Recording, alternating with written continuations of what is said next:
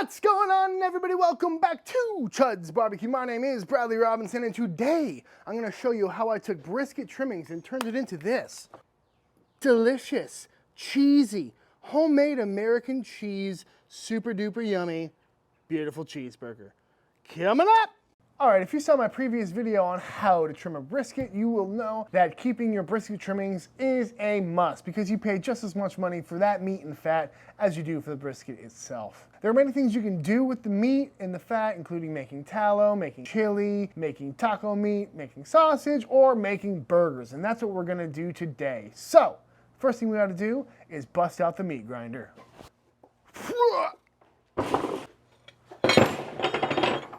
Always keep your meat grinding stuff really cold, especially if it is 1,000,000 degrees and you're in Central Texas.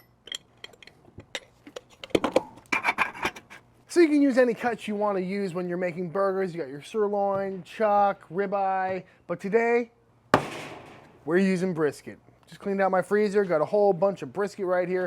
We're gonna grind it up. I also have some fat in there, so we're gonna try and get the perfect ratio of meat to fat. In a perfect world, you could separate this meat from the fat and weigh it out separately and get a perfect 80-20 or 70-30 ratio of fat to meat. But for me, I usually just send it through and kind of eyeball it. You know, this is a pretty good amount of fat to meat ratio right here.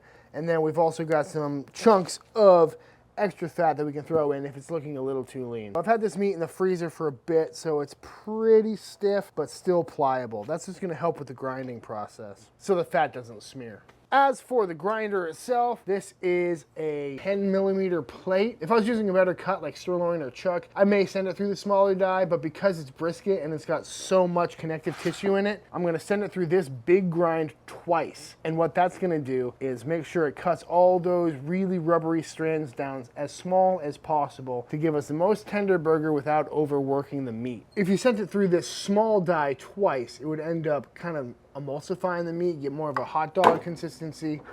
And if you send it through this once, you'd end up with too coarse and it would probably crumble on the grill. So sending it through this twice really gives you the best option when you're working with brisket.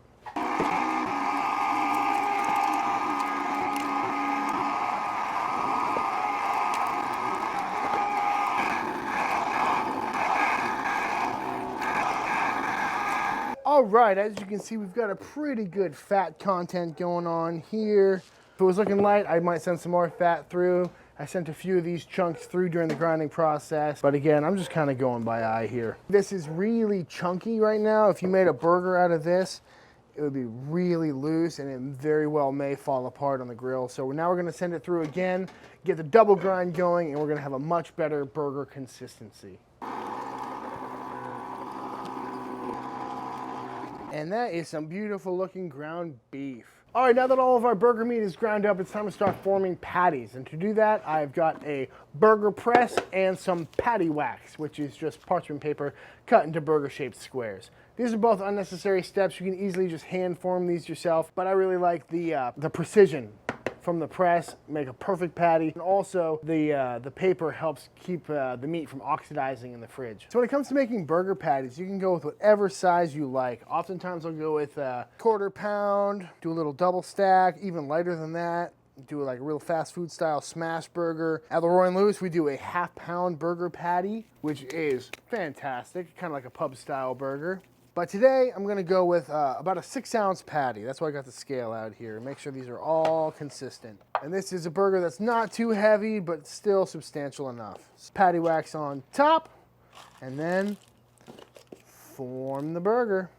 And what you end up with is a perfectly shaped, perfectly wrapped burger.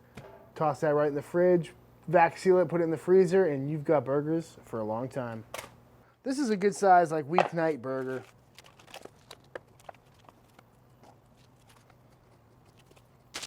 So whenever you grind meat, there's a bunch of enzymes that are released and all the muscle fibers kind of want to rejoin in whatever form they're left in. So if you were to grind meat and then leave it in this pan overnight, the next morning, that giant chunk of meat is going to be a lot denser than when you left it. So when you're making burgers, it's really important to form them as soon as you grind them.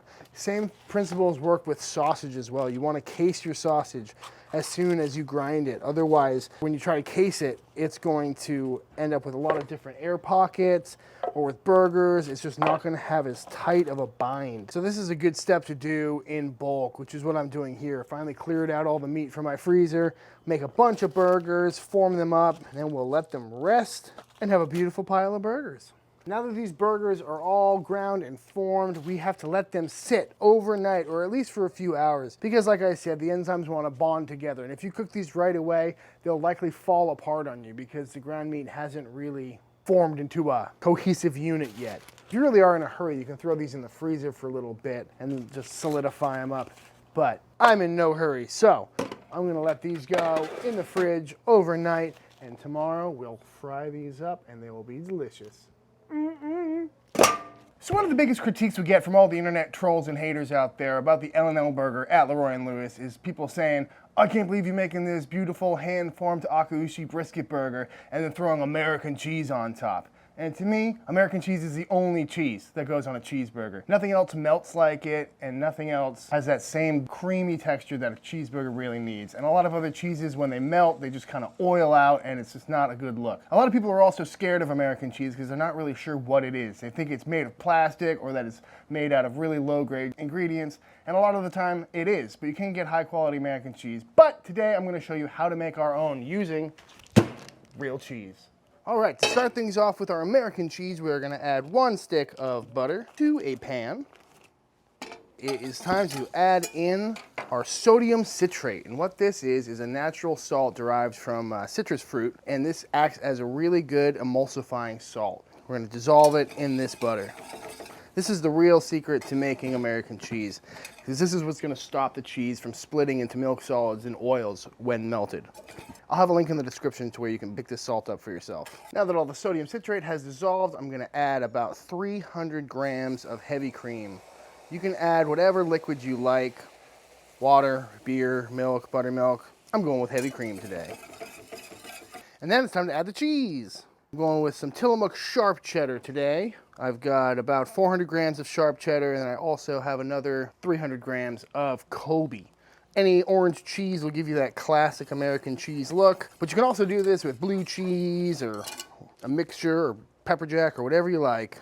Maybe I should have smoked the cheese first. That would have been a good idea.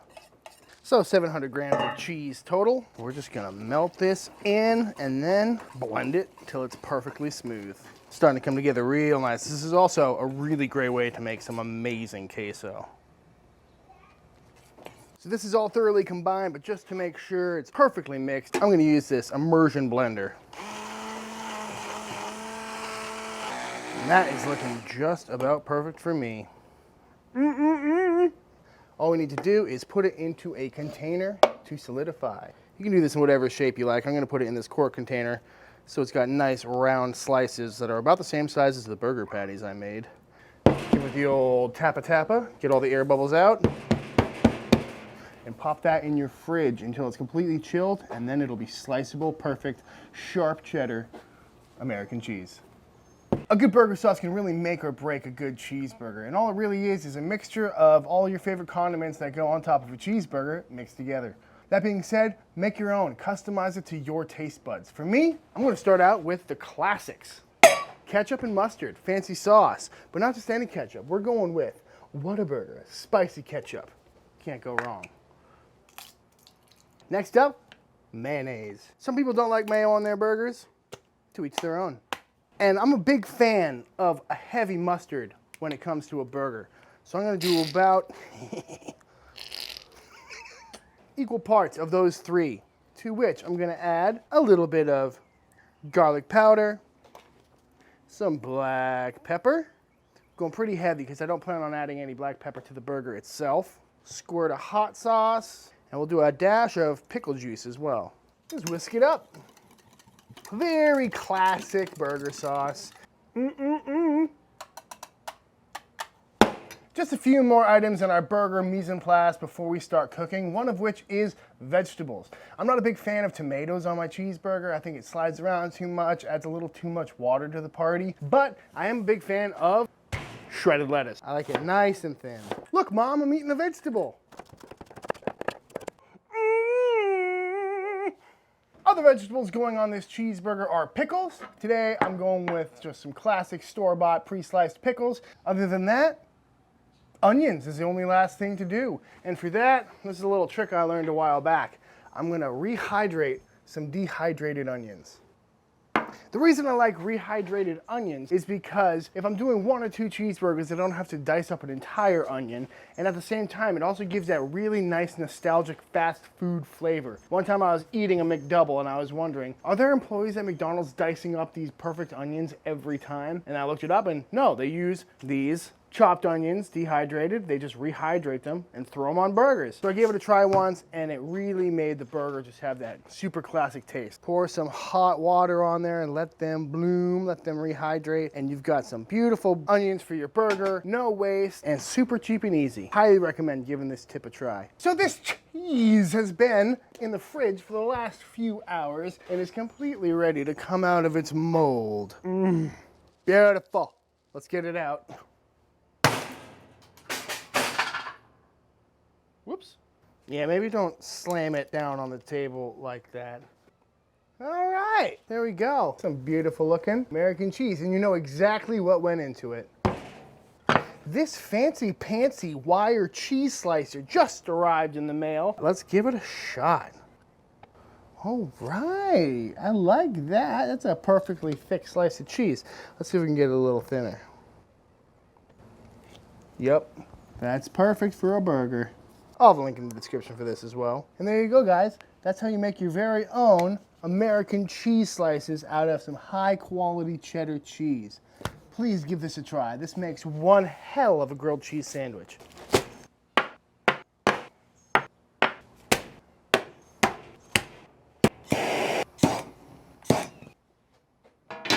All right, this griddle is screaming hot, as you can tell. This is how our burger patties ended up looking. You can see a nice amount of fat in there, perfectly formed, ready to go on. So what I'm gonna do is hit it with a generous amount of salt on one side, and then salt side down, on the grill it goes. Get a little smash burger vibe going on here. Nice and hot. And while this here burger is cooking away, I'm gonna get this bun toasting, brush some melted butter on this here Martin's potato roll, and on they go. Beautiful thick crust on that boy. Oh God, let's add some cheese. Oh, what a fit. What a beautiful sight. Let's see how these buns are looking. Oh yeah, in the beef fat. Assembly of the Chud burger, very simple. Take your beautifully toasted bun down. We're gonna hit it with a healthy serving of our Chuddy Chud sauce. Then we're gonna hit it with some beautiful shredded lettuce. Shreddis. Not too many vegetables. We're not trying to shock the system here. Then burger on. Look at that beautiful melty American cheese made out of sharp Tillamook cheddar. Oh, can't go wrong. Top bun. Delicious burger sauce. Then some hydrated onions. I strained all the water out, and these go right on top. I like an oniony burger, and also these are a lot less sharp than your typical onion, so you can go pretty heavy on them. On top of the burger goes our pickles. I like a pickly burger. Top it off. And there you have it, the ultimate burger, the Chud burger. You cannot go wrong with this. So let's give this thing a taste. Beautiful toasted bun, tasty sauce, pickles. The homemade cheese is the real flex on this burger. That cheese is really what makes the difference on this burger. You don't have that oily mess that comes with melting cheddar cheese. I'm telling you, anytime you cook a brisket, during the brisket cook, you have plenty of time on your hands. This is a perfect time to whip up a few of these, feed your friends and family, and if you got a Chud pit, you can do it right on the firebox. It's so good. You gotta love a Chud burger. All right, guys, and that is it. That is my version of the basic cheeseburger, but we went the extra mile on the American cheese and that little onion tray to get that nostalgic fast food vibe. I really hope you give this version a try. This is one of my favorite things to do with brisket trimmings. If you do give this a try and you make your own cheese or any of that, hit me up on Instagram at ChudsBBQ. I'd love to see what you guys are cooking. Please like and subscribe to the channel. It makes me feel real good down in my heart. Also, I'll have a link in the descriptions down below for everything I used in this video and all my other videos. So look no further than that if you want to know what knife I'm using or where to get sodium citrate or any of that kind of stuff. Also, hit up the Leroy and Lewis Patreon page if you want to see how to make the L&L burger, which is a different process of how to make a brisket burger from trimmings with the beef fat, fried onions, and all that good stuff. Thank you so much for watching, and until the next time I see you, please go cook something outside. Peace!